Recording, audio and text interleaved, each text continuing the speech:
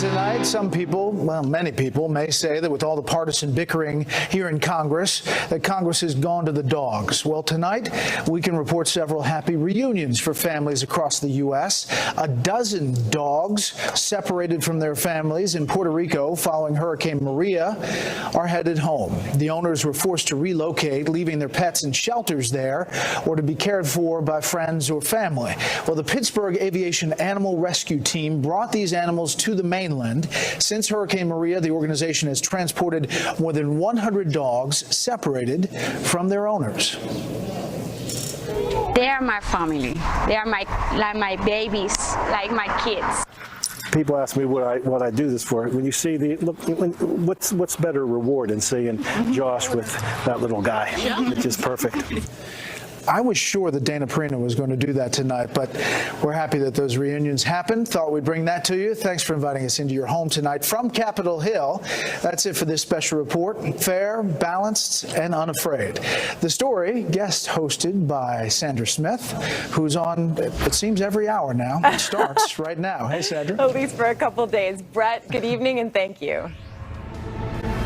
Tonight, President Trump not only remains defiant, he is digging in and standing by his zero-tolerance policy at the border, vowing to stop illegal immigrants from, quote, infesting our country, despite mounting pressure from Democrats, Republicans, and the Hollywood elite. Good evening, everyone. I'm Sandra Smith in for Martha MacCallum tonight. The president just wrapping up a closed-door meeting with Republicans in Congress, and the way he sees it, it's their problem to fix. We can either release all illegal immigrant families and minors who show up at the border from Central America, or we can arrest the adults for the federal crime of illegal entry. Those are the only two options: totally open borders or criminal prosecution for lawbreaking. So what I'm asking Congress to do is to give us a third option, which we have been requesting since last year: the legal authority to detain and promptly remove families together as a unit. But until that happens, we're stuck with these pictures and heartbreaking stories of children separated from their parents at the border, their mothers and fathers detained and charged with entering the country illegally. It's a policy that's been on the books since 2005, but wasn't strictly enforced until now. And according to a majority of Trump supporters, it's about time. 62% approve, 28% are against. The obvious adversary, Trump opponents, who disapprove by a whopping 94%. Chief National Correspondent Ed Henry is live at the White House for us tonight. Ed?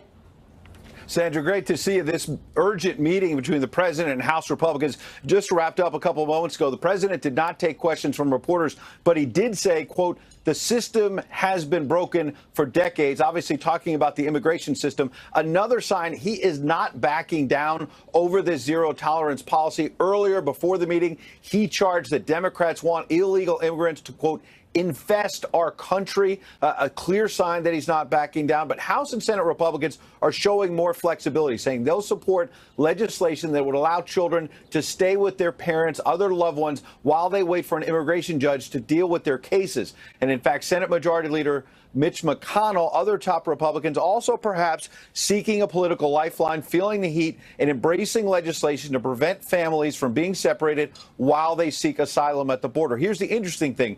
It appears that maybe for political reasons, Democrat Chuck Schumer is blocking this legislation that would help the children he says he wants to help. Schumer said he opposes this because he believes it would be easier for the president to simply fix the problem with the stroke of a pen. But Democrats have also made clear they want to keep the pressure on the president because of those emotional pictures you mentioned at the border that have been highlighted around the clock in recent days. And at a House hearing today on that IG report that showed major problems at the FBI, Democrats were open about saying they want to shift as much focus away from issues like that back to the border issue. As the president said, the real problem is enforcing the law.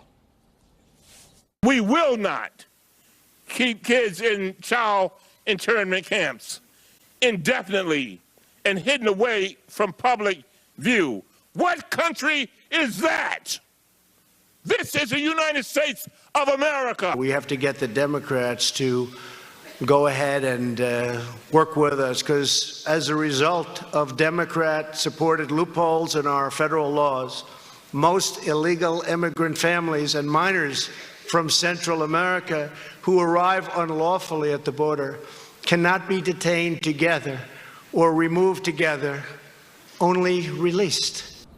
Now, the president's advisors have also been spreading video clips from recent years showing former President Barack Obama, as well as Hillary Clinton, calling for immigration laws like this president is saying should be enforced, and suggesting that migrant children should be sent back to their parents or other relatives to send a clear message that more kids should not try and make the dangerous journey across the border. White House officials, meanwhile, suggesting to me tonight the president may be willing to sign one of these bills floating around the House and the Senate to fix this problem at the border. But he also wants to include other key provisions: money for building the wall, other border security measures. Those are measures Democrats oppose. So, frankly, we're still at a stalemate, Sandra. Wow. Ed Henry, a lot changing even at this moment.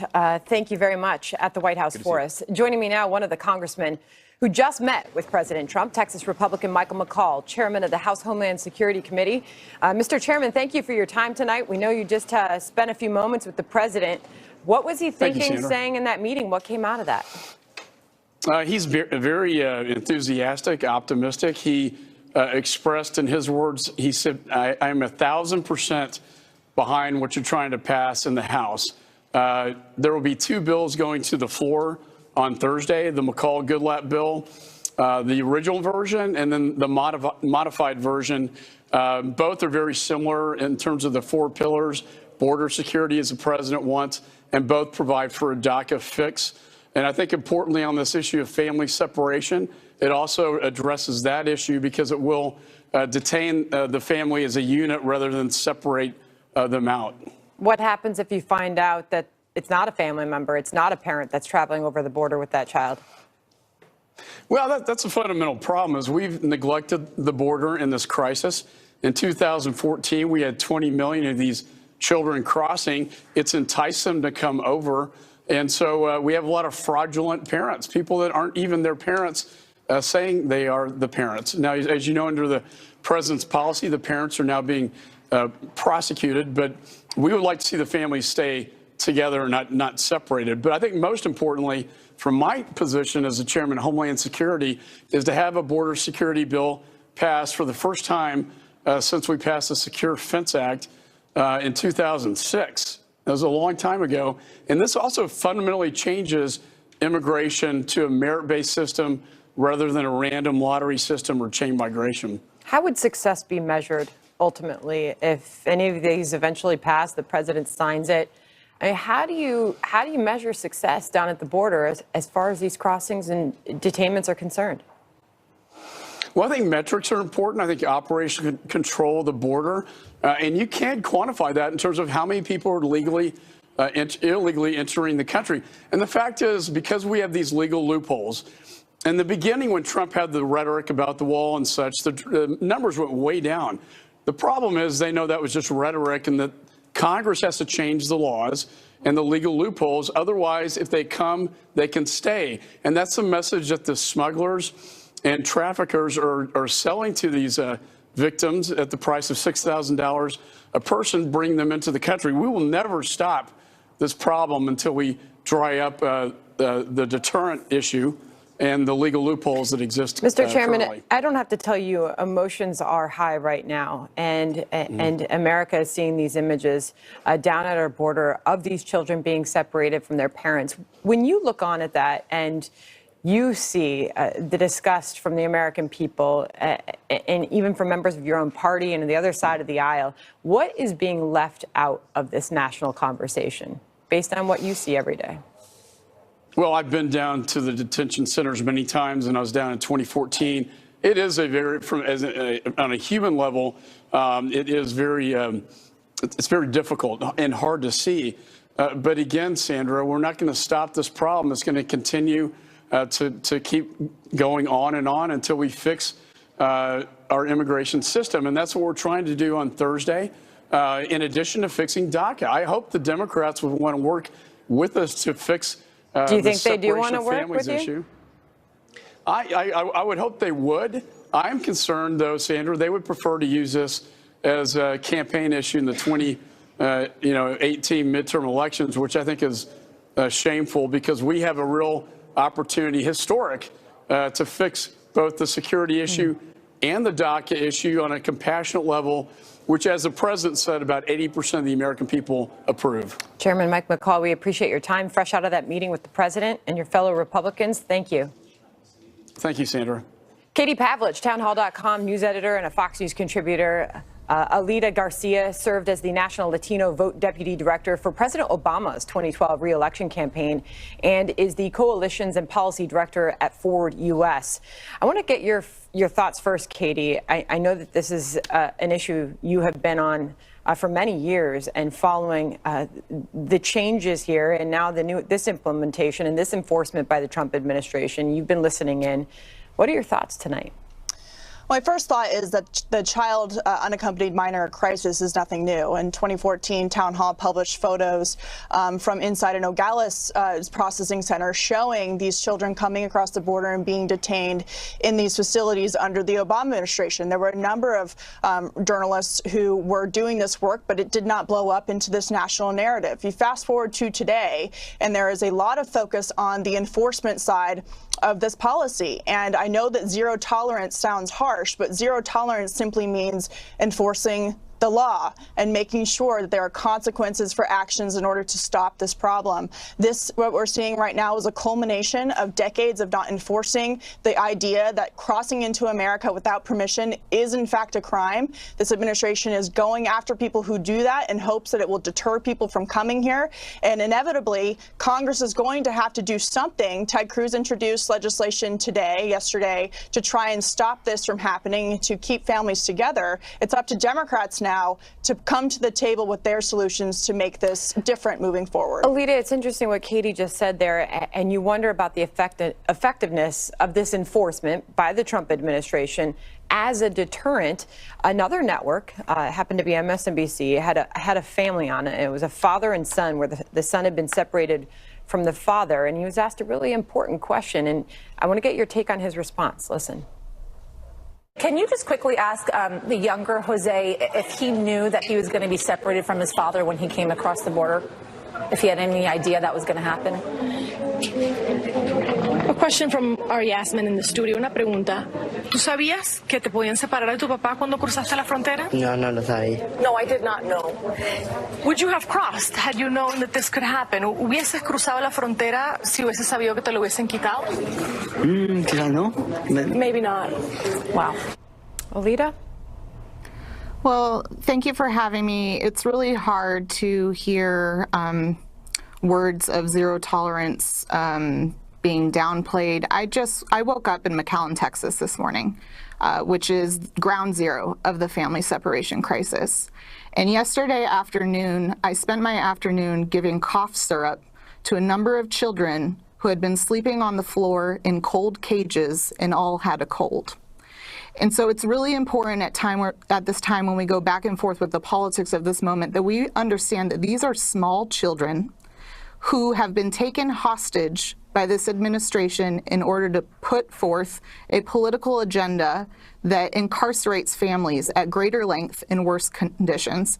And that is just simply un-American to me. Katie, your response, Alita's making the point that this is politics over the care of those children. Your response to that? Politics is certainly involved, but if anybody knows what kind of children are and the ages of the children who are in these detention centers, it's me, because I've been reporting on this for years. This idea that these children are not being taken care of is just simply not true. And when you look at the types of people who are coming over, 83% of the people that are crossing are individual unaccompanied minors. That leaves the other 17% being family units, at least they claim to be. There are very serious reasons why ICE is deciding to separate adults from children, for the first reason being making sure that they're not being trafficked. The second reason being there is no proof that these adults are actually the parents of the children. So again, there are solutions on the table to change the way this is handled. It is up to Congress to do this, not the executive branch. The ICE is simply doing their job in enforcing the law. And you can say that this is a horrible humanitarian situation, but my question is, why is it our fault? Why are we not holding accountable the parents who sent their children alone through Mexico? Why aren't we looking at the inhumanity of little girls taking birth control shots and bringing along Plan B along the way because of the horrible, awful, inhumane things that are going to happen to them as a result of an open border? This goes again to the very crux of the issue and the strongly held belief that the left doesn't want prosecution of the crime of entering the country illegally, and that provides inhumane conditions for children that you were seeing today in those detention facilities. I'm going to get a last thought from you, Alita. What is actually inhumane is that right now at ports of entry where families are trying to lawfully seek asylum in the United States, which is not an illegal act, are being told by Border Patrol agents that they are full, that they cannot lawfully seek asylum, and then they are crossing the river and being separated immediately. It is our administration who started this policy a month and a half ago, which has now manufactured this overcrowding crisis in all of these systems, and we are traumatizing small children because of this decision. It must stop now. We'll have more on this coming up in a bit, but the president says he wants to fix the problem. The Homeland Security Secretary, Democrats, Republicans alike, it's the solution everybody's having a hard time coming up with right now. Alita, Katie, thank you. Thanks, Sandra. Well, this is a Fox News alert. New York Governor Andrew Cuomo just announcing he will sue President Trump over the border separation policy. I believe personally that the act is inhumane, it's extortive, it's un-American. Some are asking, is Cuomo really worried about the kids or his own political ambitions? Corey Lewandowski and Zach Petkanis are here to debate that. Plus, a huge new development in the Russia investigation. A big day today. The Inspector General confirming he is looking into whether FBI agent Peter Strzok's anti-Trump bias impacted the probe, the Russia probe. Congressman Trey Gowdy and Bob Goodlatte, who have been leading this charge, they will join me exclusively next. So I want to go back to the no, he's not going to be president, we'll stop it. What do you think the it is in that phrase, we'll stop it? Oh, I think it's clear from the context. It's we're going to stop. Talk about the morality of this practice. We also believe that this practice is illegal. And we are intending to bring suit against the federal government. New York Governor Andrew Cuomo, rumored 2020 presidential candidate as well, announcing today that he intends to sue the Trump administration over the controversial family separation policy at the border, saying it violates the constitutional rights of children and families, a problem he called a moral failing and human tragedy. Here now, Corey Lewandowski, a former Trump campaign manager. Zach Petkanis is a former senior DNC advisor. Corey, I'll go to you first. The New York governor going after the Trump team. Well, it's very clear that this governor thinks he's going to be the next president of the United States, as so many other potential candidates have thought about. But what's very, very clear is this administration is enforcing the laws which Congress passed. And if he wants to go and change those laws, he's welcome to lobby his members of Congress to make that happen. But the bottom line is this. As soon as you cross that border illegally, you have committed an act which is a disservice to all of the people who have stood in line and waited to get into this country legally. And this governor doesn't understand what that means, and he thinks it's his path forward, but it is not. It is a path to failure. What's the governor's intentions here, Zach?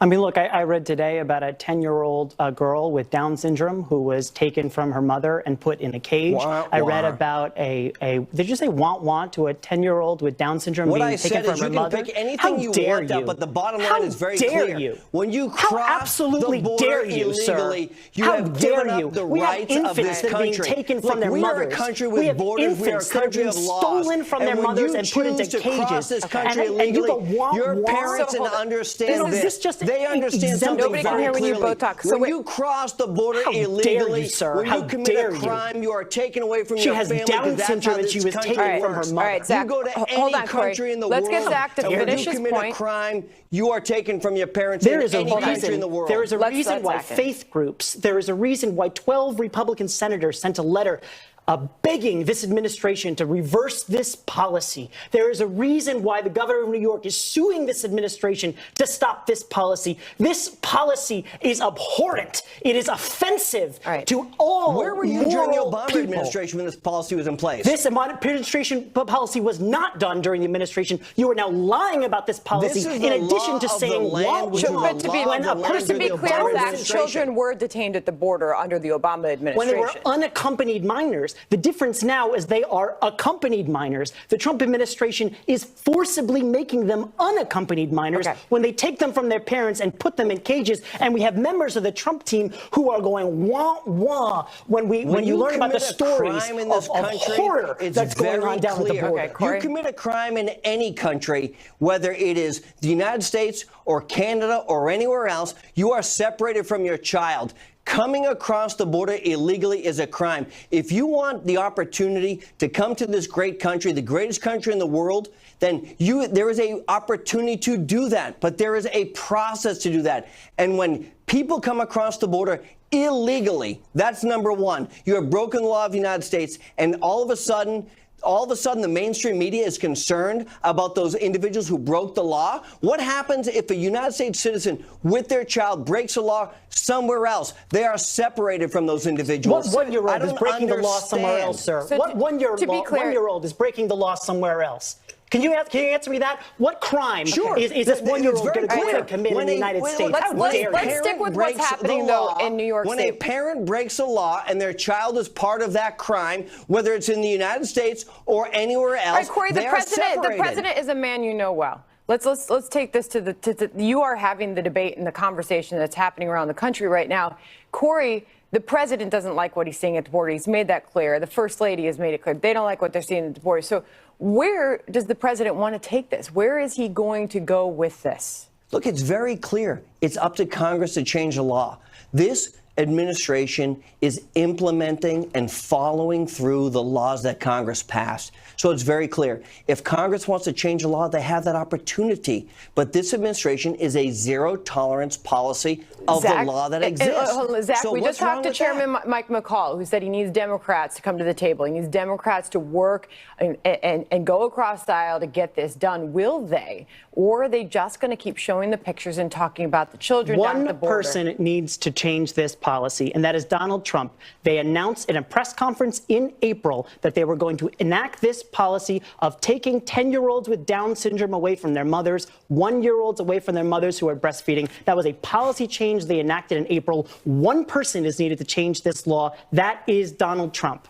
But real quick, Corey, real quick, I want to get your... Jamil Shaw what it's like to have an illegal immigrant come across the country and kill their son in cold blood. Go ask Jamil Shaw what that's like, okay? Because when you come across the border, you've committed a crime, and there are repercussions for that. Corey, real quick, your response to the U.S. Withdrawing from the UN Human Rights Council.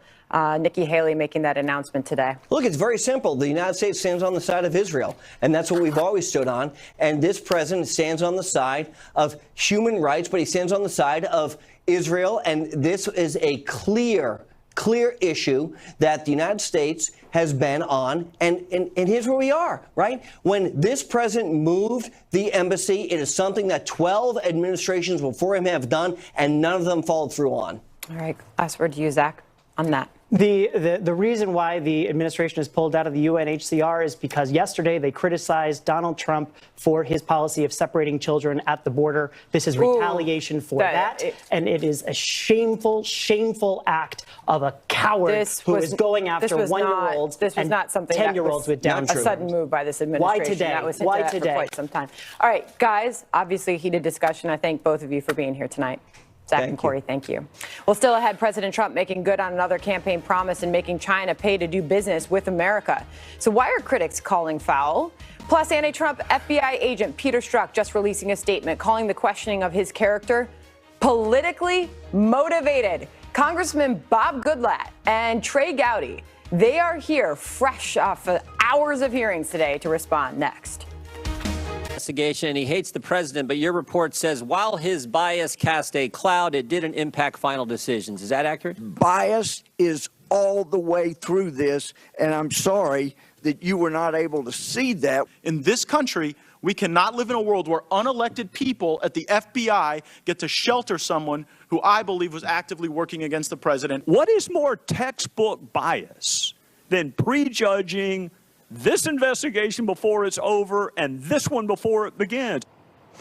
New fallout tonight from today's heated hearing on the Hill. That was a small piece of it. Lawmakers grilled Inspector General Michael Horowitz on why FBI agent Peter Strzok's anti-Trump bias was not found to be an influence on the Clinton email investigation. And tonight, Strzok is responding, saying those lawmakers are actually the ones who are biased. A short time ago, his lawyer releasing a statement saying in part, quote, all of this seriously calls into question the impartiality of the disciplinary process, which now appears tainted by political influence. Instead of publicly calling for a long-serving FBI agent to be summarily fired, politicians should allow the disciplinary process to play out free from political pressure. Here now exclusively, Congressman Bob Goodlatte and Trey Gowdy, who chaired the two committees that questioned the IG Horowitz today. Thank you to both of you and for your time tonight. Congressman Gowdy, I'll start with you first. I know that that is the first you're hearing of Peter Strzok's attorney and that letter responding today. I hope he says that when he comes before Congress. I hope that is his defense, that he's a victim. This is the same guy that said his fellow citizens, he could smell them if they were Trump supporters. This is the same guy that said the election should be $100 million to nothing.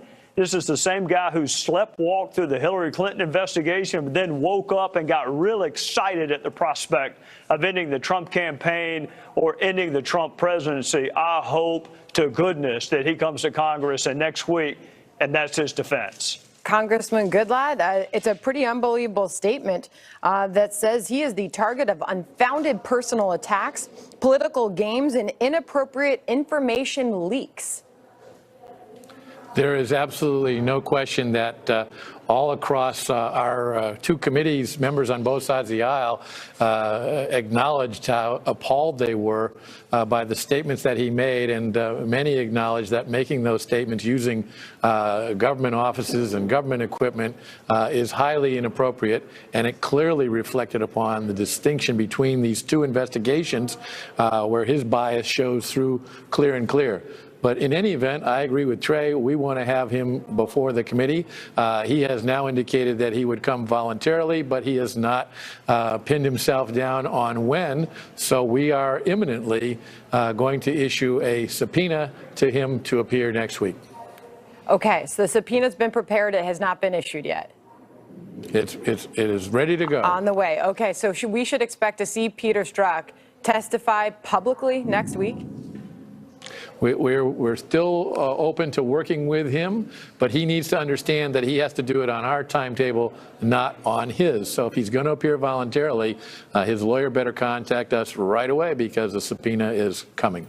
Well, I think he'll hear that message loud and clear. And Chairman Gowdy, you talked a lot about the timeline of those text messages today. And then the big news that the IG is now confirming that they're looking into whether or not this FBI agent and his bias, whether it impacted the launch of the Russia investigation.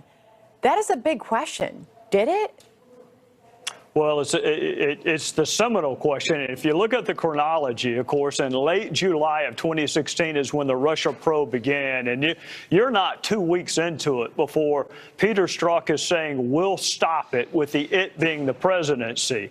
We're not 2 weeks into it before he's talking about an insurance policy to make sure Donald Trump is never the president. So keep in mind, he's 2 weeks into an investigation, and he's already talking about impeaching the target of his investigation. They hadn't done anything at that point. I mean, 2 weeks, The paperwork's not even processed, but yet he's already reached his conclusion on what the outcome of that investigation is. Fast forward to when he's put on the Mueller probe, and he's talking about how important this is and how momentous it is, and he's got to fix and finish what he started with the Hillary Clinton investigation. I have never, in 20 years being a prosecutor, seen a law enforcement agent with this amount of animus and bias towards a target, and I hope and pray he comes next week and portrays himself as a victim.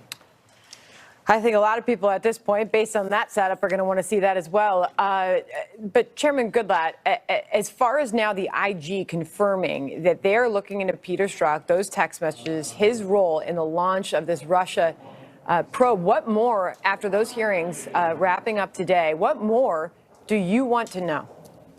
Well, there's a lot of things that the Inspector General was not tasked with looking at, but he also, let's just note that same Peter Strzok was deeply involved, the lead investigator in the Hillary Clinton email investigation, and at the same time he was making the statements that Trey just referred to. He was also helping a process that bent over backwards to not follow proper investigative procedures with regard to former Secretary of State and then presidential candidate Hillary Clinton. That is a shocking contrast that should never be allowed again to occur in the Federal Bureau of Investigation. And so we have to continue to pursue that to make sure that the 2020 presidential election or any other future investigation is not tainted by this kind of bias and not tainted by the inappropriate procedures. Happy with the way things went today, Chairman? I thought it was a very good hearing, and I think that many people were today on both sides of the aisle acknowledging that the decision that was made by President Trump, some of them didn't use his name, as recommended to by Deputy Attorney General Rosenstein to fire James Comey, was the correct decision. Chairman Goodlatte and Gowdy, I know it was a really busy day for you, a busy day in Washington, and thanks for coming on the program tonight. We appreciate it. Yes, ma'am. Thank you. Thank you. Coming up, actor Chris Pratt making headlines for his faith, his unexpected and inspiring message to his fans. Plus, the Dow diving nearly 300 points today as trade war tensions with China escalate. But Charlie Hurt, well, he is here next and says we are already in a $500 billion a year out of our country and rebuilding China. I always say we have rebuilt China. They've taken so much. It's time, folks. It's time. President Trump insisting he's working to level the playing field on global trade. His latest tariff threat of another $200 billion on imported Chinese goods has China lashing out, calling it blackmail and threatening, quote, strong countermeasures against the U.S. Stocks taking a dive on the news today, putting the Dow back into negative territory for the year. That's after a couple days of selling, dropping more than 400 points at one point in today's session before closing down 287. Joining me now, Charlie Hurt, political columnist at the Washington Times and a Fox News contributor. Good evening to you, Charlie. Good evening, Sandra. So at least the markets seem to be interpreting this as a trade war, or at least they're fearing there is one. Sure, and of course, obviously, the markets have been all over the place the last couple of months. But in the main, Donald Trump is right about this. We've been in a trade war, whether we like it or not. China has been in a trade war with us for decades now, whether it's stealing technology or stealing designs, and then of course taking millions of jobs out of this country, either furniture, textiles, or whatever, into China. And Donald Trump ran a campaign promising to do something about it. And of course, there's so many people that make a lot of money in this country, or people in Washington, who aren't aware that we've been at this in this trade war for a long time, because they're all making money hand over fist. There are a lot of people in places like Ohio, Pennsylvania, or in my state, Southern Virginia, where they're not making any money. In fact, they're not working, and they haven't worked since their jobs went to China. And Donald Trump won an election promising to put people on notice about this and to do something about this. And we can debate about free trade and all that kind of stuff, but he is doing what he promised to do. Not only, it does seem to be some sort of a shock or surprise that he is following through on that. And then you can go President Donald Trump, pre-candidate Donald Trump, and see the businessman Donald Trump, who spoke of being tough on China. But he just had this meeting on Capitol Hill with Republicans about immigration. What did he do? I think it was Mark Meadows who stepped away to talk to Brett Baer, and Mark Meadows said the president started out the meeting saying, "Don't worry about the trade issues with China." This was his first statement leading into that meeting with Republicans. He doesn't want anybody to worry about this. He says he's got it. Because I think that, and I do think that there is some wisdom in this. Donald Trump wants all of these issues, whether it's North Korea or trade, or he wants all of them on the table as moving parts that he can sort of negotiate different things. And his, if he's the master at the art of the deal, then he can take all of these things and make it a win. Certainly, well, most importantly, a win for the United States, but something that China likes too. It's interesting, though, some of the publications that are looking at the winners, losers, potential winners, losers. The Des Moines Register, which did endorse Hillary Clinton, this week putting out a big warning on their headline front page of their paper, putting out a warning what this means for their farmers. But as far as losers, Axios points out crude oil, U.S. coal producers, agricultural exports, whiskey, U.S. car makers. Looking at the near term and the long term here is one of the toughest things to do. Sure, and there's no doubt at all that China is picking these products with an eye towards hurting Donald Trump's most ardent supporters. But again, it goes back to the same thing, and that is that we've been at war, in a trade war for a long time with that part of the world, and they've been eating our lunch. And Donald Trump ran an election, and I have to say, in terms of the fair traders, and I think fair trade's not only good, it's also inevitable. But the bottom line is, if you're not convincing American voters of how it benefits them, then you're losing. We live in a democratic republic, and you have to convince them of that. Excellent point. Charlie, always good to see you. Always good to see you. Okay, thank you. Well, next we are used to hearing this from Hollywood. I'm going to say one thing, Trump. But one A-list actor is making headlines for using his star power to spread the word of God. Bill Bennett on that message next. Learn to pray. It's easy and it's so good for... He's a major movie star, but at last night's MTV Movie and TV Awards, Chris Pratt didn't use his time to pat himself on the back or bash politicians. Instead, he offered the younger generation 9 rules for living, many of them touching on faith. God is real. God loves you. God wants the best for you. Believe that. People are going to tell you you're perfect just the way you are. You're not. You are imperfect. You always will be, but there is a powerful force that designed you that way. And if you're willing to accept that, you will have grace. And grace is a gift. And like the freedom that we enjoy in this country, that grace was paid for with somebody else's blood. Do not forget it. Bill Bennett is host of the Bill Bennett podcast and a Fox News contributor. Bill, did it encourage you to see this actor step up there at a time when so many are taking an opportunity like that to get political and to actually talk about God and faith? Yeah, it was sure encouraging. I remember I gave a speech once and I talked about the role of the U.S. military, and I said, even in godless and immiserated places, and someone came up to me and said, no, there are no godless places. Then he paused and said, well, maybe Hollywood. So there's Chris Pratt taking it right on. And by the way, it's Chris Pratt. This is not the aging, sorry, Robert, about my age, Robert De Niro. This is Chris Pratt. Matinee Idol. Have you seen Guardians of the Galaxy? Have you seen the Jurassic Park new series? This is Chris Pratt. He's a heartthrob. He's a great actor. He's an action hero. And in addition, Sandra, what we heard from when you played it is not just him saying it. Did you hear the audience cheering it? It's interesting. There was a big applause for him, and the reviews of his speech went over quite well. Yeah, well, there was something in the speech for everybody, and we don't have to go through all of it, as you know, if you read it all. But talking about prayer and God. You have a soul. And, you know, actually for the social media users in his audience to say you are not perfect was probably a pretty good idea too, because that stuff tends to exalt the self to a degree that, you know, unheard of in human history. So smart advice from a smart guy and a good guy. I'll Bill, go see you wrote Guardians the of the book. Galaxy 3. Let's go. Yeah, you wrote the Book of Virtues, and you wrote about the essentials of good character. This is something that you like to talk about and something we like to hear about. It's sort of nice to end this hour talking about that, because if we're not raising children, we have friends raising children or grandchildren, whatever it may be, and it's tough times. What's your message? Well, the message is that the truths remain the same. You can no more invent a new value or virtue than you can a new color.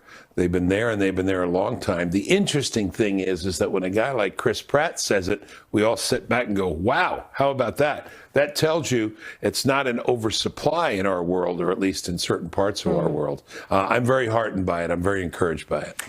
Something that perhaps emotions are running high on today is, as we all looked on that hearing on Capitol Hill, the Inspector General report, and the Inspector General himself was the key witness in a hearing today. We just talked to the chairman of both committees. It was a joint committee hearing. That report was made public last week, and I know that you have been looking on, and you have some strong thoughts on that. First of all, I think people don't appreciate, and there was a great segment you did with Goodlad and Gowdy, and they're talking about just this report. There's another report coming out. This was the report basically based on the Clinton stuff. There's another report about Russian collusion, and that'll be out too. And if Horowitz does the same great fact-finding job he does in that one as he did on this one, that'll really be something. The second thing is, history has a way of making certain kinds of statements emblematic of an age. And that statement, "we will stop it," has a chance to be like Richard Nixon Watergate hearings. You remember, oh, that would be wrong, that's for sure. Or Bill Clinton, it all depends on the meaning of what is. "We will stop it," may go down in history. And that will be close a chapter, I think. And I think it's a huge political and cultural win for Donald Trump, who's been saying he's been vilified, it's been unfair. Remember, way back in the campaign, he said it was rigged. Well, it looks like some people were really trying to rig it. It's great to get your thoughts tonight, Bill Bennett. Nice to speak with you. Yep. See you at the LSU game.